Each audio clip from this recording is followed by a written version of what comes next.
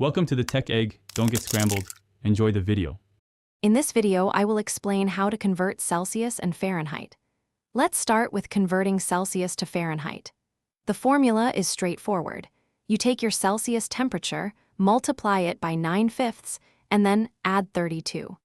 This simple two-step process will give you the equivalent temperature in Fahrenheit, helping you understand temperatures across different measurement systems with ease. Let's walk through an example to solidify this. Imagine we have 20 degrees Celsius. First, we multiply 20 by 9/5, which gives us 36. Then, we simply add 32 to that 36. So, 20 degrees Celsius is equivalent to 68 degrees Fahrenheit.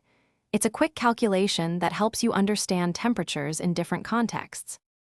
Now, let's reverse the process and convert Fahrenheit to Celsius. The formula here is slightly different. You begin by subtracting 32 from your Fahrenheit temperature.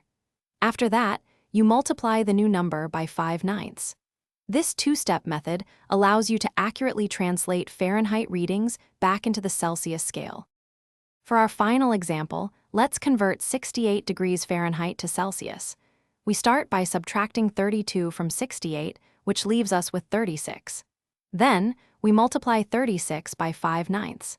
This calculation gives us 20. So, 68 degrees Fahrenheit is exactly 20 degrees Celsius. You can see how these formulas are simply inverses of each other. Thanks for watching. Consider subscribing if I helped unscramble your problems.